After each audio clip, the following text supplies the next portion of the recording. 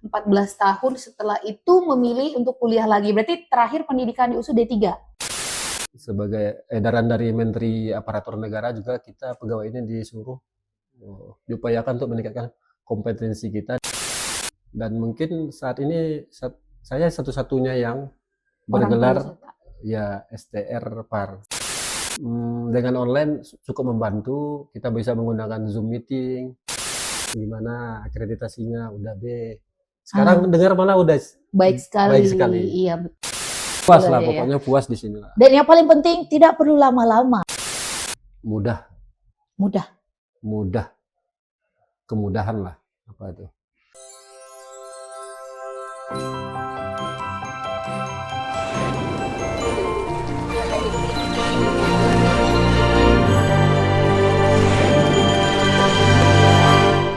Assalamualaikum warahmatullahi wabarakatuh. Selamat pagi dan salam sejahtera untuk kita semua. Kembali lagi di YouTube channel Fakultas Pariwisata Universitas Muhammadiyah Sumatera Barat, Pesona Pariwisata. Hari ini kita akan membuat podcast ya yang sangat berbeda hari ini karena segmennya khusus untuk praktisi pariwisata atau pegiat pariwisata dan juga profesional pariwisata yang ada di seluruh dunia. Kenapa seluruh dunia? Karena UMSB menerima mahasiswa juga dari seluruh dunia ya. Dan mungkin banyak dari teman-teman profesional pariwisata yang terlintas di pikirannya untuk memulai kuliah lagi. Walaupun sudah bertahun-tahun berkecimpung di dunia kerja, tapi ada niat untuk kuliah lagi. Tapi masih banyak dari teman-teman yang Ovi dengar ya, kayak nggak jadi deh, mulai lagi dari awal. Banyak tugas, terus nanti ribet gitu ya. Dan kalau umur sekarang mau mulai kuliah mau tamat di umur berapa gitu ya. Dan muncul pertanyaan akhirnya ya, apakah bagi profesional kuliah itu harus mulai lagi dari awal? Percaya gak sih kalau misalnya Ovi bilang kuliah di Fakultas Pariwisata Universitas Muhammadiyah Sumatera Barat itu tidak harus mulai dari nol? Mitos atau fakta? Kita akan kupas hari ini karena hari ini sudah hadir bersama kita. Selamat pagi Bapak. Pagi. Ya, Bapak ini adalah seorang pegawai negeri sipil. Namanya Bapak Didi Rahman. Ya betul. Ya, panggilnya Pak Didi ya Pak ya. Didi. Oke, beliau adalah Kepala UPTD Pengelola Objek Wisata dan Usaha Pariwisata pada Dinas Pariwisata, Pemuda dan Olahraga Kota Payakumbuh. Aduh Pak, jadi deg-degan saya mau interview Bapak Kepala UPTD nih Pak. Tapi saya pengen tahu dong Pak, Bapak kemarin wisudanya tahun berapa Pak? Wisudanya tahun 2025. 2025, berarti baru akhir tahun kemarin. Berarti waktu Bapak menjadi mahasiswa di Universitas Muhammadiyah ini udah menjabat di posisi ini juga Pak? Ya udah, tapi masih PLT. Oke, tapi kan dengan tanggung jawab yang luar biasa ya Pak ya. Sibuk banget pastinya ya Pak ya? Ya. Oke, boleh dong Pak diceritain gimana sih keseharian Bapak, apalagi menjadi kepala unit di bagian objek wisata dan usaha wisata itu pasti jalan-jalan terus dan ke lapangan terus. Nah gimana tuh Pak keseruan dan kerumitannya gitu ya Pak ya? Jadi sedikit terkait ini masalah terkait UPTD Pengelola Objek Wisata dan Usaha Persata pada Dinas Persata, Pemuda dan Olahraga Kota Payakumbuh.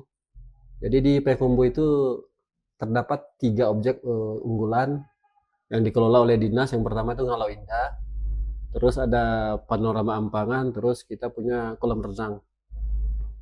Dan di antara 3 tersebut yang masih aktif saat ini 2. Jadi Ngalau Indah itu ada masalah sengketa tanah di antara pemilik lahan kaum Datuk Capua dan Datuk Tandiko sampai terhitung mulai tanggal 1 Januari 2024 Ngalau itu ditutup oleh pihak kaum tersebut, dan kita telah berupaya, pemerintah daerah telah berupaya melakukan berbagai upaya termasuk dengan melibatkan KAN Kotono Nompe untuk berdialog, tapi sampai sekarang ya masih alot. Mudah-mudahan ke depan bisa carikan solusinya. Berat juga ya berat, Pak ya? Jadi masalahnya itu berhubungan dengan tanah ulayat, tanah kaum. Tanah kaum ya, apalagi kita masih kental ya Pak ya. Dan dari objek tersebut kita juga dibebankan PAD, yaitu pendapatan asli daerah. Jadi kami dituntut untuk meningkatkan terus PAD, pendapatan asli daerah di bidang persata yang kami kelola seperti Ngalau Indah, Ampangan, dan kolam renang. Kemudian kita juga punya parkir yang kita kelola sebagai objek, sebagai PAD. Ada Oke. di depan kolam renang dan di RTH Ratapan Ibu. Berarti nggak ada parkir liar yang kadang kan Enggak, suka mahal gitu ya Pak ke ya tempat enggak ada. wisata. Oh berarti sudah Ya, dialihkan kepada Dinas ya Pariwisata dan kita ya menjadi sama sama tarifnya. tarifnya. Wow luar biasa. Nah berarti kan dengan kesibukan Bapak di Ya. lapangan yang seperti itu ya, kok jadi terlintas di pikiran Bapak ikut kuliah lagi gitu? Untuk sebelumnya tuh Bapak di Dinas Pariwisata udah berapa lama Pak? Saya masuk ke pegawai tahun 2010, Dan masuk kuliah lagi tahun 2024. 2024. Berarti setelah 14 tahun bekerja, Ya, baru lanjut lagi kuliah. pikiran Sebelumnya gitu. Bapak dari lulusan apa nih Pak? Saya lulusan USU, Mhm. Fakultas Pariwisata USU pada tahun 2004. Oke. Eh, Kemudian dari 2004 sampai 2010, jadi macamlah pekerjaan, macam-macam lah. Akhirnya memilih untuk dan alhamdulillah lulus di Pegawai Negeri Lulus, Sipil ya. Dinas Pariwisata Kota Hmm. Payakumbuh. Berarti 14 tahun setelah itu memilih untuk kuliah lagi. Berarti terakhir pendidikan di USU D3. D3. Oke, terus kenapa minat berarti sekarang ambilnya kan D4 usaha D4. perjalanan wisata ya Pak? Ya, Kenapa betul. jadi pengen kuliah lagi? Ya, karena salah satu faktornya itu meningkatkan kompetensi. Sebagai edaran dari Menteri Aparatur Negara juga kita pegawai ini disuruh diupayakan untuk meningkatkan kompetensi kita di bidang, kebetulan saya kan bekerja di Dinas Pariwisata. Iya. Dan mungkin saat ini saya satu-satunya yang Orang bergelar pariwisata. ya STR Par. Sarjana terapan Ah, pariwisata wisata. luar biasa ya Pak ya. Berarti Jadi, Dinas Pariwisata cuma Bapak sendiri. ya, jadi merupakan suatu kebanggaan bagi saya. Oke. Jadi bekal dari lapangan kemudian ditambah dengan Ya. bekal ilmu pengetahuan yang up to date ya. Ya, Bapak langsung terjun di dunia pariwisatanya langsung gitu iya, ya. betul. Dan nah berarti kan itu udah lama banget tuh Pak. Apa sih perasaan Bapak ketika kembali lagi menjadi mahasiswa? Kan beda banget ya, apalagi sekarang 2024 zamannya udah beda, banyak Ya, online, betul. terus ya ketemu lagi sama anak-anak yang baru tamat sekolah, pola pikirnya juga beda gitu Iya, ya. betul. Sekelas nggak sih Pak? Atau gimana sih dulu kuliahnya di sini kembali lagi menjadi mahasiswa? Pas mendaftar itu kan semuanya udah online. Oke. Saya berusaha mengikuti perkembangan zaman. Karena semuanya udah online, saya banyak belajar, saya banyak tanya ke sana ke sini. Oke. Termasuk cara pembayaran secara online dan semuanya. Karena pas saya kuliah dulu tahun 2004 masih Manual ya. manual semua, masih Oh sekarang sudah online. Jadi salah satu manfaatnya ya kita harus belajar juga menggunakan teknologi. Tertuntut ya secara tidak Iya, sengaja gitu ya. dunia digital ini memang harus kita pelajari juga. Selama proses kuliah gimana Pak? Kuliah Dengan metode baru ya. Kalau dulu kan ya, buku, sekarang udah ya, online, bahkan udah ada AI gitu ya ya. betul. Ya saya rasa pada saat ini kuliah dengan online cukup membantu. Kita bisa menggunakan Zoom meeting Ya. Dan yang lainnya, yang aplikasi lainnya atau Zoom meeting atau Ya. ada Microsoft Teams, ada Ya. Google Meeting banyak ya Pak ya Ya. media untuk dilaksanakan ya proses perkuliahan. Tapi Bapak juga ada yang kuliah luring dari kampus juga? ada Ada. Itu setiap hari apa Pak kuliahnya? Sabtu sama Minggu. Sabtu Minggu. Jadi sama sekali tidak mengganggu Tidak jam mengganggu. pekerjaan. Berarti sebelum kuliah berarti Bapak urus surat izin dulu ya dengan pimpinan ya? Betul. Ada tugas belajar ya? Ya, tugas belajar. Tapi sebelum kita membahas kuliah nih Pak, Bapak tahu UMSB ada Fakultas Pariwisata dengan jurusan usaha perjalanan wisata dari mana sih Pak? Kebetulan kan kita banyak menerima ini magang. Magang. Dari sini, dari UMSB beberapa kali sebelumnya, jadi udah kenal juga. Berarti tiap tahun menerima ya Pak ya? Ada dari berarti kampus udah ada kerjasama. Berarti Universitas Muhammadiyah Sumatera Barat, khususnya Fakultas Pariwisata sudah menjalin kerjasama termasuk ke dinas-dinas pariwisata yang ada di seluruh Indonesia, lebih tepatnya dan khususnya salah satu di Payakumbuh. Berarti tahunya dari sana. Kemarin baru ingat. Kemarin ada namanya Winda. Jadi Winda itu kebetulan magangnya di bawah saya. Oh, saya sering tanya-tanya. Oh, jadi kerja kuliah bareng ya Pak ya? Iya. Oh, sekelas juga kemarin sempat nggak? Enggak, dia udah wisuda tahun 2000. Oh, senior lah ya Pak. Senior. Bawahan Bapak tapi senior di kampus gitu ya. Sering tanya gimana akreditasinya, udah B. Sekarang dengar malah udah baik sekali. Baik sekali. Iya betul. Alhamdulillah. Gimana apanya kuliah sana asik ini. Akhirnya Bapak tertarik untuk lanjut kuliah. Nah, pada saat proses pendaftaran awal itu gimana Pak? Kan apalagi Bapak ngambilnya RPL ya? RPL. Rekognisi Pembelajaran Lampau. Iya. Berarti yang mana mungkin buat teman-teman di rumah, RPL itu adalah salah satu program yang ditawarkan Fakultas Pariwisata Universitas Muhammadiyah Sumatera Barat untuk teman-teman yang praktisi atau yang sudah mengambil pendidikan formal sebelumnya. Jadi dia ada 2 kategori. Pertama itu RPL transfer SKS dan RPL perolehan SKS.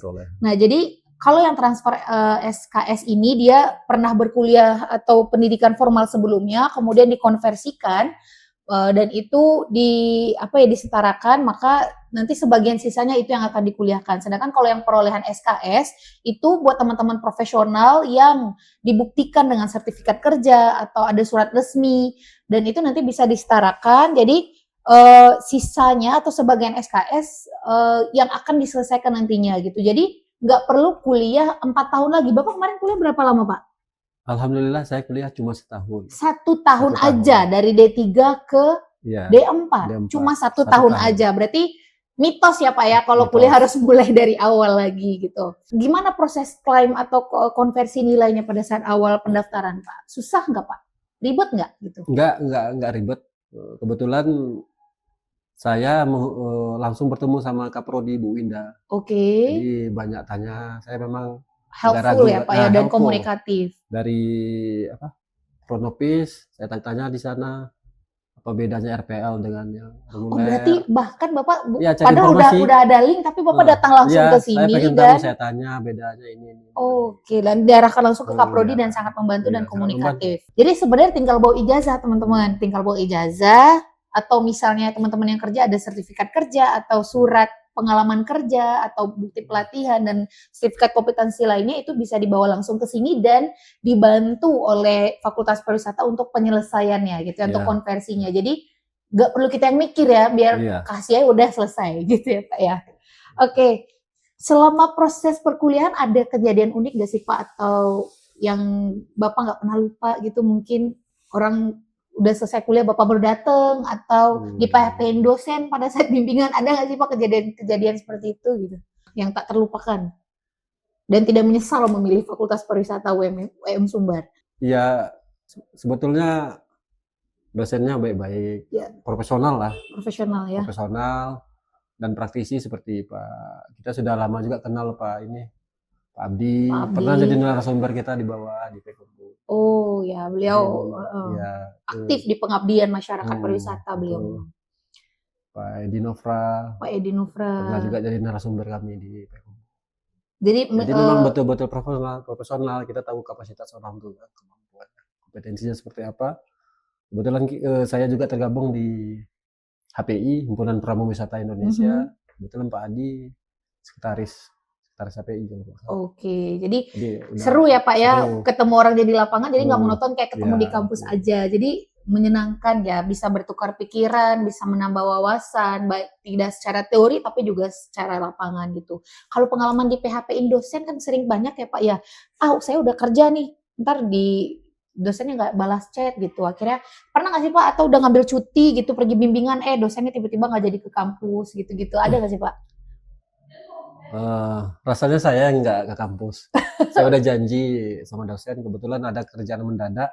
Dosennya yang udah datang, Bapak yang nggak datang, luar biasa ya Fakultas Pariwisata yang bisa gitu ya. Terus dosennya marah nggak Pak? Nggak, paling dikasih tugas. Dikasih tugas gitu. Tapi saya minta izin Bu, saya hari ini kebetulan mendadak, ada rapat, ada apa.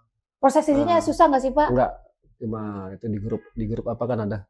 Asalkan ada informasi ya. Ada informasi. Ada surat izin dari kantor juga.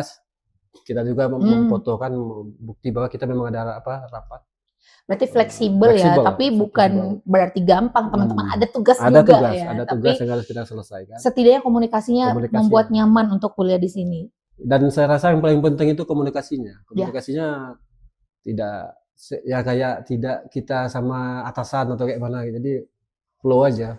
Bu, izin Bu, seperti saya pergi ke Padang ada urusan. Nggak serem ya dosennya Pak ya?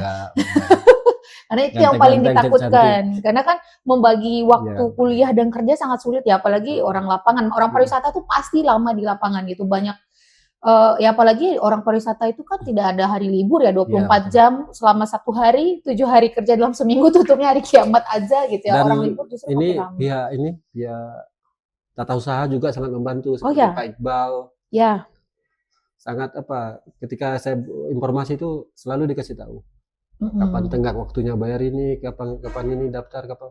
Jadi informasi itu kita cukup cukup dapat, Oke, jadi nggak rumit lah ya Pak nggak ya. rumit, Jadi berjalan lancar sangat. alhamdulillah dari awal Iya mulai betul. pendaftaran sampai juga wisuda. Iya Nah, alhamdulillah.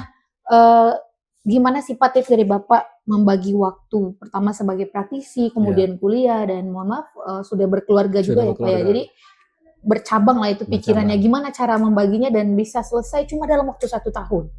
Ya, karena tadi kan kita mengambil program RPL. Ya, Mungkin kalau program yang reguler mungkin 1,5 atau sampai 2 lah. oh gitu. Karena kita kan ada konversi apa namanya? Iya konversi betul, Konversi jadi nilai. diakui. Diakui. Mhm. Ada beberapa yang nggak saya ambil karena telah dikonversi kan. Oh itu kelebihannya 1 Kelebihan ya karena RPL udah itu, dikonversi. ya Kemudian apalagi nih Pak, cara jadwal tipsnya gitu kan, tugas jadwal kuliahnya akhir pun gitu. yang saya masuk cuma 1 minggu. Ya, Kalau hari-hari hari kerja itu banyak banyak daring. iya iya. Ya, Berarti kalian ke kampus atau juga bisa daring gitu ya kalau mhm. misalnya ada ketentuan khusus Ya, gitu ya? tapi bukan berarti saya tidak ke kampus di hari Senin atau sela apa Hari se weekday-nya ya? iya, di hari Senin tuh kalau saya sempat saya Kalau juga datang ke kampus ya ikut ya kelas juga ke kelas berarti? juga. Oh berarti sempat digabungkan ke kelas reguler Iya, juga? reguler. Tapi susah nggak Pak gabung sama anak-anak baru Enggak, taman malah ABG gitu asik-asik. ya? Saya Asik-asik merasa ya? lebih muda gitu ya. Oke, lebih seru ya Iya, lebih ternyata, seru. walau nggak Mhm, ada gap sebenarnya ya. betul. Justru sebenarnya buat adik-adik Iya, nih, suatu keberuntungan bagi kami kan iya menambah betul. relasi apa ya, bisa Iya, sekelas sama GM, bisa iya, sekelas dengan kepala iya UPTD betul. gitu ya, menambah relasi dan wawasan Mhm, juga. Kemudian Pak, ada nggak sih menemukan misalnya kayak karena Bapak orang lapangan iya gitu, betul. belajar lagi di kelas, "Ah gampang lah cincai ini mah udah sering saya hadapin Mhm, di mhm, lapangan," mhm. gitu, atau justru sebaliknya, apa yang dipelajari malah kok di lapangan yang terjadi seperti ini gitu?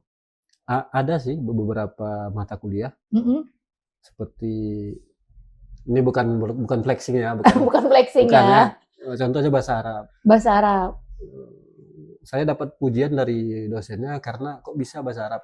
Oh ya, Saya bukan tamatan madrasah atau pesantren, dari mana belajarnya dulu karena Pak? saya suka belajar bahasa Oh sama dari ibu itu. bahasa heeh, Bu, ya karena suka Bu, belajarnya di WhatsApp aja ada grup. Kok bisa iya. ya? Ya seperti itu, Kalau yang karena ilmu kita pariwisatanya gitu Pak? iya sama seperti ilmu yang lain, contoh karena kita bekerja di objek wisata, Iya, destinasi, seperti pelajaran ini Pak Edi Nofra, pengembangan daya tarik wisata, iya, destinasi. Jadi seperti yang kita pelajari di sana ada 4A, iya, atraksi, mhm. amenitas, aksesibilitas, dan ancillary.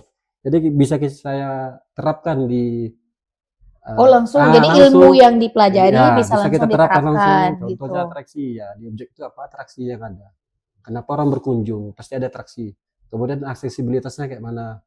Apakah gampang atau susah? Iya iya. Kemudian amenitasnya ada nggak di sana? Kemudian ancillary masyarakat yang mendukung ada nggak? Jadi memang Lebih betul-betul terarah ya lebih karena ada terarah karena ada teori. teori bisa dipraktekkan. Oke, Jadi berarti saya sangat merasa bermanfaat ya. bermanfaat dan kita bisa diskusi dengan dosennya sangat terbuka, bisa minta Karena dosennya pendapat, juga iya, banyak yang orang iya lapangan ya orang dan lapangan, paham juga dengan kondisi iya pariwisata yang ada betul, gitu. Kalau bicara tentang afterlife sebagai penyandang gelar sarjana terapan pariwisata, mhm. dari secara karir mungkin Pak ada terasa perubahan gitu Pak? Mungkin apakah jenjang karir lebih naik atau naik jabatan mungkin istilahnya, mohon maaf ya Pak Ya, ya. Ada nggak sih Pak dari yang sisi itunya?